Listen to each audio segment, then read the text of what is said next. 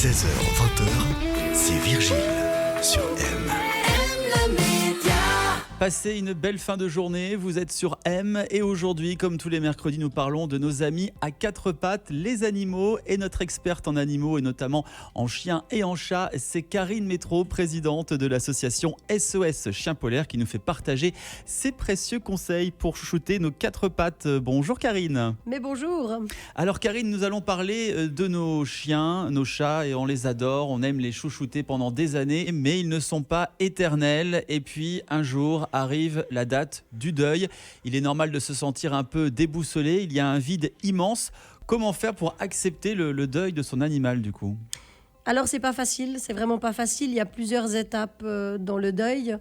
Et les gens les vivent chacun à leur rythme, à leur manière, comme ils peuvent. Il n'y a pas de mode d'emploi du deuil, mais on a des étapes qu'on doit passer pour pouvoir faire son deuil, comme on dit, correctement et pouvoir avancer plus tard. Alors donc ces étapes, quelles sont-elles ? La première étape qu'on a parlé avant, justement, le choc, lorsqu'on apprend forcément la nouvelle. Voilà, le coup violent. Ensuite, c'est le déni.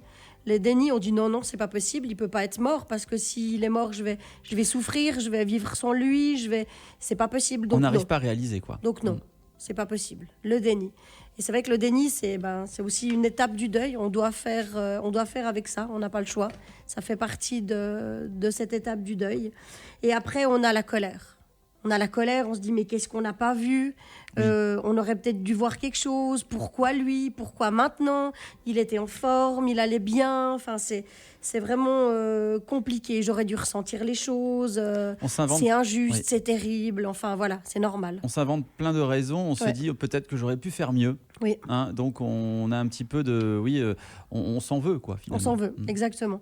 Ensuite, quand la colère elle s'est calmée, parce qu'à un moment donné, la colère et toute cette injustice, elle va devoir se calmer. On a la tristesse qui nous tombe dessus, on a le désespoir. On doit vraiment accepter le décès de notre animal, une étape importante. C'est une des étapes peut-être les plus longues aussi. Alors ça dépend tout des gens. Je pense que c'est pas parce qu'on est triste peu de temps qu'on n'était pas attaché. Je pense que ça dépend dans quel contexte on est par rapport à la période de notre vie.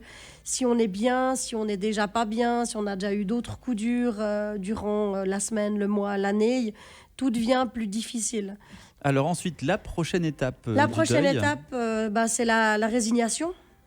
On a tout perdu, on a perdu l'espoir, on arrête de lutter, on ne peut pas changer l'inchangeable, on a l'impression de ne plus avoir d'avenir, on n'a plus rien envie de faire, on n'a plus envie de penser à demain, qu'est-ce qu'on pourrait faire, c'est pas facile. Alors comment justement passer outre cette étape très difficile de la tristesse ? Quand on a passé cette résignation, il faut l'accepter. C'est une étape importante. Et donc c'est la prochaine étape, l'acceptation. L'acceptation. On recommence à parler des bons moments. Et puis c'est de réapprendre à vivre différemment. Parce que de toute façon, on ne pourra plus vivre comme avant. On a perdu un membre. Donc on ne peut pas vivre la même chose. Mais on doit se réinventer une nouvelle vie.